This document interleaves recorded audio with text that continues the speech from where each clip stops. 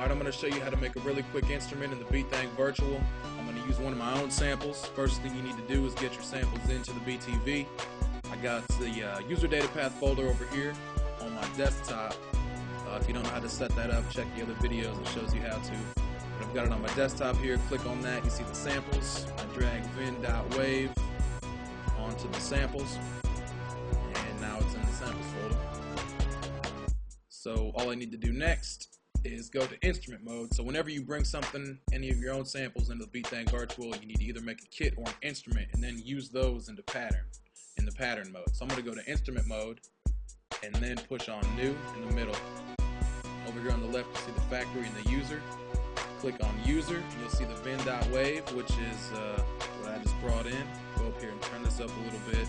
First thing I am going to do though is set it on gate, because I know the sample is about 7 to 10 seconds long. And what gate does is when I let up on the key, the sample will stop playing. So once you push the key, sample starts. And once you let up, sample stops. And I'm also using a MIDI controller too, so you're not going to always see me pushing these buttons down here. So we've got that. First thing I want to do is some quick editing.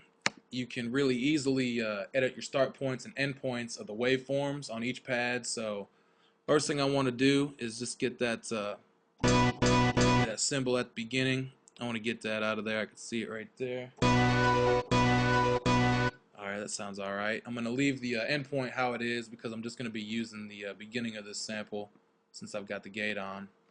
But this feature does make it really easy to chop samples. You can just drag it over to as many pads as you want.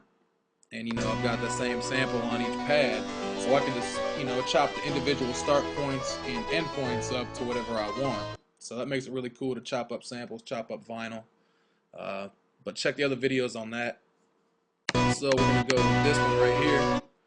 And next thing I want to do, since I want to make this an instrument, I'm going to key span it. So basically what that does is, pretty much as it says, it spans your sample across all the keys. I'm just going to go up 1 octave. So you click key span, and start right here is on C0. And I want to end it just 1 octave up, so I'm going to go ahead and just click C1 and then hit complete. It'll overwrite that last stuff I did, so that's okay. So there you go. Goes all the way up to there for that sample. And if I want to use this now, what I need to do is first save it. So I'll go ahead and save. I'll call this just leave it at new inst, and it's saved. And then we need to go into pattern mode and then go over to new.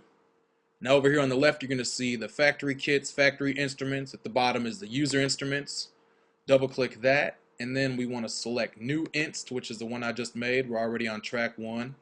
We can do a tap tempo, or you could also go up here, select BPM, and you could adjust it up or down however you want with the arrow keys.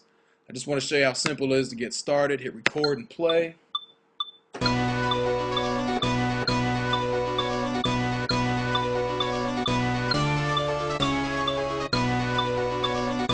just keep that going, and I'm going to select track 2.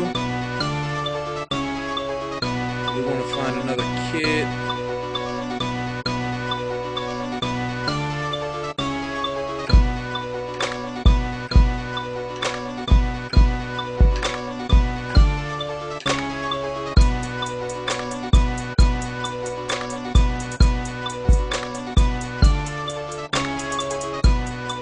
Simple as that. Just keep it rolling. We get on what else you want to do.